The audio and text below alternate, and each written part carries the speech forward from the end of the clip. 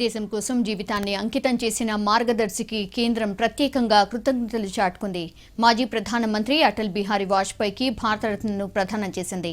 దేశాన్ని అభివృద్ధి బాటలో కొత్త పుంతలు తొక్కించిన వాజ్పేయికి పురస్కారం అందించేందుకు రాష్ట్రపతి ప్రణబ్ ప్రోటోకాల్ను కూడా పక్కన పెట్టారు. జాతిని జాగృతం చేసిన గొప్ప వ్యక్తిని గౌరవించుకోవడం గర్వంగా ఉందన్నారు ప్రధానమంత్రి.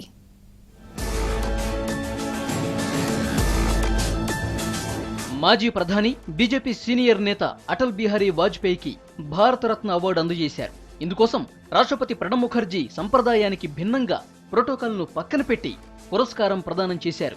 దేశంలో ముందెన్నడూ లేని విధంగా ఢిల్లీలోని వాజ్పేయి ఇంటికి వెళ్లి మరీ రాష్ట్రపతి వాజ్పేయిని సన్మానించారు. వాజ్పేయి ఆరోగ్యం సహకరించకపోవడంతో కేంద్రం ఈ నిర్ణయం తీసుకుంది. వాజ్పేయికి భారతరత్న పురస్కారం అందించే కార్యక్రమంలో ప్రధాని మోడీ సహా కేంద్ర మంత్రులు, రాష్ట్రాల ముఖ్యమంత్రులు కూడా పార్టిసిపేట్ చేశారు. भारत भक्ति में जिन्होंने अपना जीवन समर्पित किया, ऐसे मां भारती के लाडले अटल बिहारी वाजपेयी जी को आज भारत रत्न से सम्मानित करने का सौभाग्य हमें मिला है।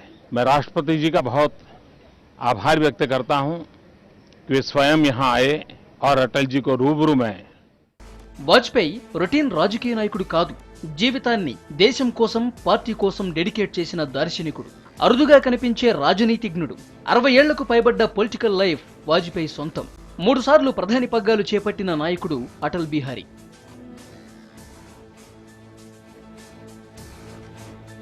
వాజ్పేయి హయాంలో ఇండియా సక్సెస్ గ్రాఫ్ చాలా మెరుగుపడింది.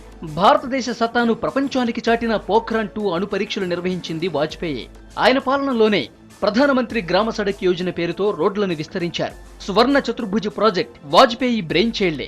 వాజ్పేయి ప్రాజెక్టుల ఫలితంగా దేశంలోని చిన్న చితక ఊళ్లకు కూడా పెద్ద పెద్ద నగరాలతో రవాణా పరంగా లింక్ ఏర్పడింది.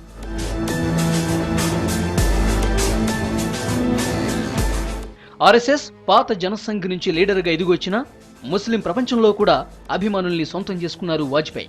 కాంగ్రెస్ కు వ్యతిరేకంగా ఏర్పడ్డ ఎన్డీఏ కూటమికి సెక్యులర్ ఫేస్ ఇవ్వడానికి ట్రై చేశారు. 2009లో హార్ట్అటాక్ వచ్చిన తర్వాత యాక్టివ్ పాలిటిక్స్ కు దూరమయ్యారు వాజ్పేయి. విధానాల్లో రవ్వంత తేడా వస్తే పార్లమెంటు సాక్షిగా పండిట్ నెహ్రూ లాంటి వాళ్లను కూడా కడిగి పారేసిన వాజ్పేయి వ్యక్తిగతంగా గొప్ప హాస్యప్రియుడు. బాడీవేడి ప్రసంగాలు చేయటంలోనే కాదు, అలవోకగా జోకులు పేల్చడంలోనూ ఆయనకు ఆయనే సాటి. మధ్య మధ్యలో కవిత్వాన్ని కలగలిపి అధికారపక్ష సభ్యుల చేత కూడా శభాష్ అనిపించేలా పార్లమెంట్లో స్పీచులిచ్చిన గొంతు ఇప్పుడు రెస్ట్ తీసుకుంటోంది.